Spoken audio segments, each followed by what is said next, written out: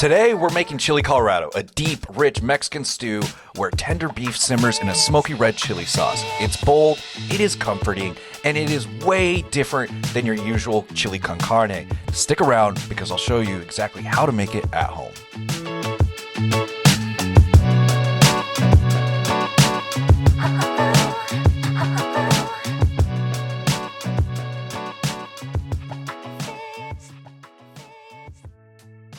Chili Colorado. This is going to be hands down an amazing dish. I love it so much, and it's very similar to its cousin, chili con carne, which is a very different dish. They're very similar, but they are different in the way that they're made. Fall is approaching. Unfortunately, our summer is going to be over very soon, so let's get prepared with some good recipes, right? And also, here's one more thing real quick for you. You can take this, and since we're in football season here, think about this. You make chili Colorado. You get a bed of tortilla chips, spread them out on a sheet pan. Yeah, you know where I'm going with this. You put the chili Colorado on top, then some beans or whatever toppings you want, jalapenos, onions, tomatoes, whatever you want, and then top off some cheese, put it in the oven, and what do you got? You've got some game day nachos. So, without further ado, people, I'm annoying myself with how much I'm talking, so let's make this shit. Stay tuned. So ideally, this is what we want to do. When it comes to chili Colorado, it's primarily made with New Mexico chilies, which are spicy. However, sometimes those can be hard to come by. You can go to Amazon or, a local market that has these possibly. Where I'm at, they're hard to come by. But there is a fix for that. So you can also add in some other chilies as well. You can do some guajillos, and you can do some chili de árboles as well. These are all great choices, and combined with all their powers combined, yeah, you're gonna get some chili Colorado, which is gonna be damn delicious.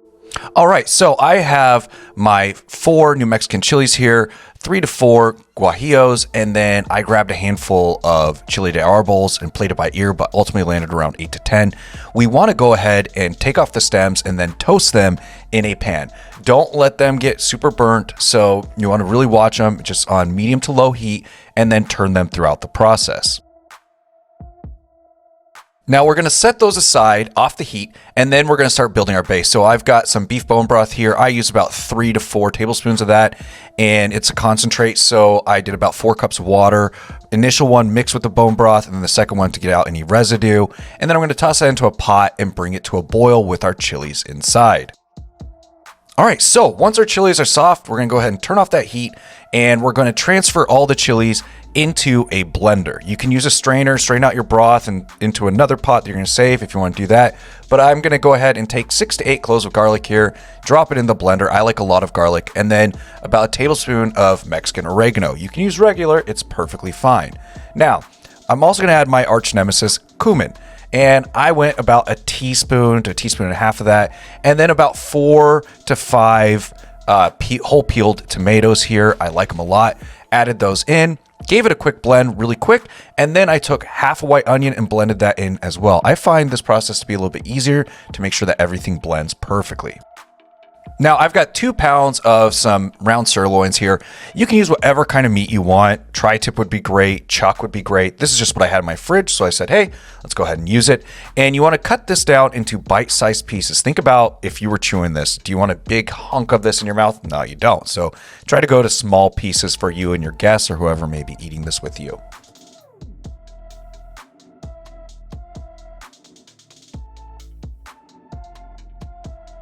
Now, we're also going to go ahead and generously salt and pepper our beef here. I'm using kosher salt and fresh ground black pepper. I go about 2 to 3 tablespoons with this. I go pretty heavy, but it's up to you how much you want. And into a bowl, we're going to go ahead and mix them up with some flour. I'm just grabbing little bits of flour here, little pinches of flour, working my way through, and then adding some more along the way. This is going to be really important for later on in the process. Now, we're going to go ahead and add in some lard to a hot pan. You can go with beef tallow, you can go with regular oil, but I'm going with lard here. So I'm using about 2 tablespoons of lard, heaping tablespoons that is. Melt that down, and then we're going to start searing off our beef. But you want to do this in batches, so don't overcrowd the pan, and make sure that you're flipping along the way to get that nice Maillard on as many sides as you possibly can.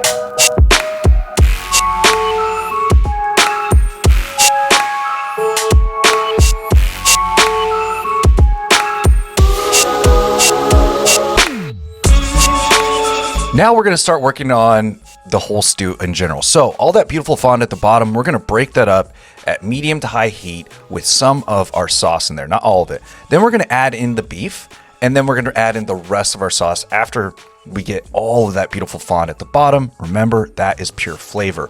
Then once we add in the beef and we add in the rest of our sauce, it's really crucial to add 2 bay leaves to this.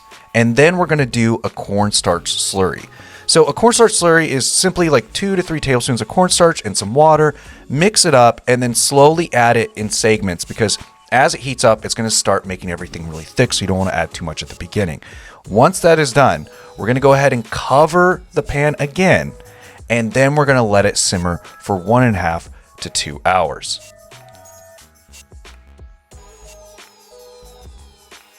And then I'm going to go ahead and move over to making the rice. So I want to go ahead and rinse my rice first in a strainer until the water runs clear. I don't have that cloudy water anymore.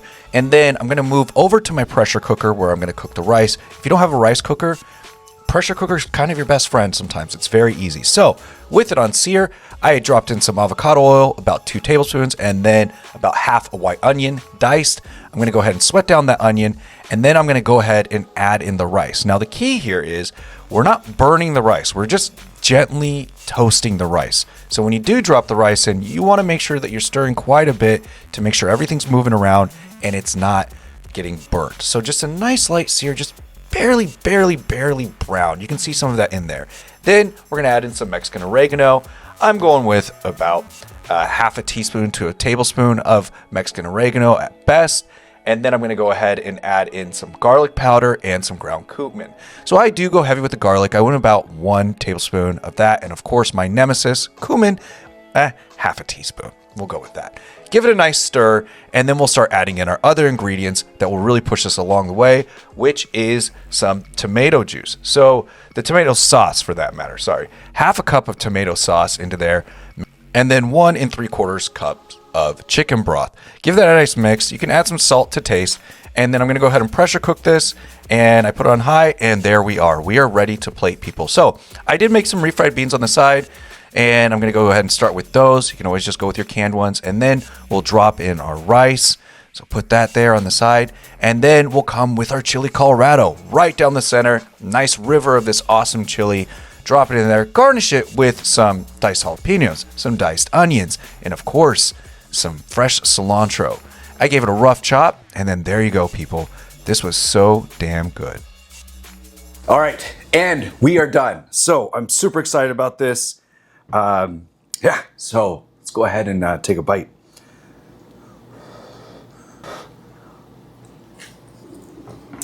Holy shit, that is good.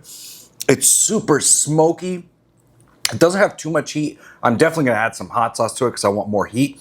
But for all of you at home who can only do like medium heat, this is fine. And don't forget to team it up with a little flour tortilla. Maybe we have time for that. 1 second, I don't want to keep it too long. Be easy now. Couldn't get the creme de la creme ones, but this one works. And I just heat it up over an open flame. Here we are. Wow. Wow.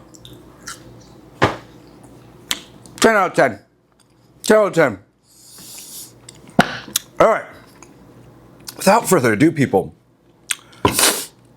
I'm going to eat this shit, okay? And yeah, cheers. I'm out.